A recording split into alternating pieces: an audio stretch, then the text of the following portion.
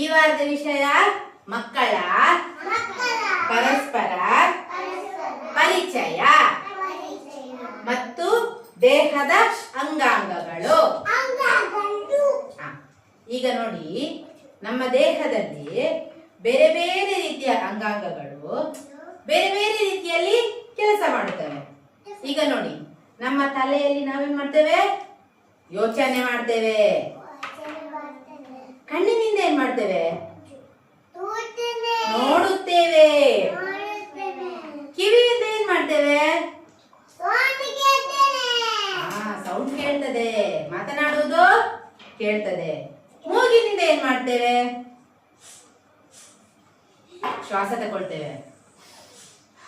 ನಮ್ಮ ದೇಹದೊಳಗೆ ಆಮ್ಲಜನಕ ಹೋಗ್ತದೆ.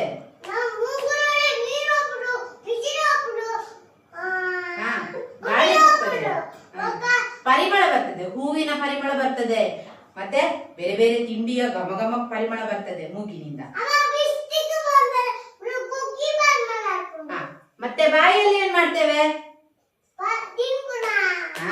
ಬಾಯಲ್ಲಿ ತಿನ್ನುವುದು, ಊಟ ಮಾಡುದು, ಕುಡಿಯುವುದು, ಆಮೇಲೆ ಮಾತನಾಡುವುದು. ಬಾಯಿ ಇದ್ರೆ ನಾವು ಮಾತನಾಡ್ಲಿಕ್ಕೆ ಆಗ್ತದೆ. ಆಮೇಲೆ ಕೈಯಿಂದ ಆಯುಧ ಮಾಡ್ತೇವೆ. ಭಾರವಾದ ಸಾಮಾನುಗಳನ್ನೆಲ್ಲ ಎತ್ತುಕೊಂಡು ಹೋಗ್ತೇವೆ. ಒಂದು ವಸ್ತುವನ್ನು ತಿನ್ನುವುದು, ಅಲ್ಲಿ ಇಡುವುದು ಆಗುದಿಲ್ಲ.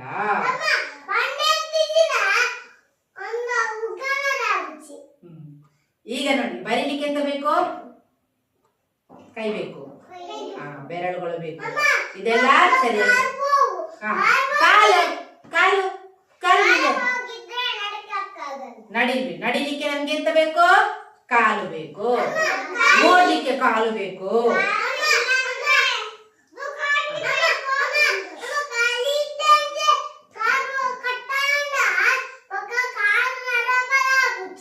ಅದಕ್ಕೆ ಎಲ್ಲ ದೇಹದ ಅಂಗಾಂಗಗಳು ಏನಾಗಿರ್ಬೇಕು? ಆರೋಗ್ಯಕರವಾಗಿರ್ಬೇಕು. ಅದೇ ಕಣ್ಣು ಚೆನ್ನಾಗಿರ್ಬೇಕಾದ್ರೆ ಏನ್ ತಿನ್ಬೇಕು? ಕ್ಯಾರೆಟ್ ತಿನ್ಬೇಕು, ಪಪ್ಪಾಯಿ ತಿನ್ಬೇಕು, ಹಣ್ಣುಗಳನ್ನು ತಿನ್ಬೇಕು.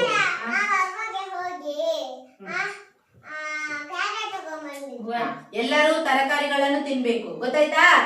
ಒಳ್ಳೆ ಒಳ್ಳೆ ಆರೋಗ್ಯಕರ ಆಹಾರಗಳನ್ನು ತಗೊಳ್ಬೇಕು.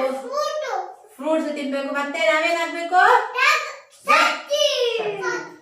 ಶಕ್ತಿಶಾಲಿ ಆಗ್ಬೇಕು. ದೇಹವನ್ನು ಚೆನ್ನಾಗಿ ನೋಡ್ಕೊಳ್ಬೇಕು.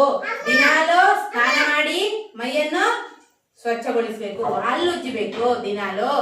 ತಲೆಗೆ ಸ್ನಾನ ಮಾಡ್ಬೇಕು ವಾರದಲ್ಲಿ 4 ದಿವಸ.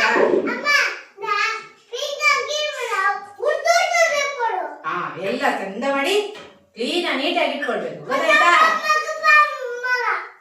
ಅರ್ಥ ಆಯ್ತಾ ಎಲ್ಲರಿಗೂ? ಚಪ್ಪಾಳೆ ಕೊಡಿ.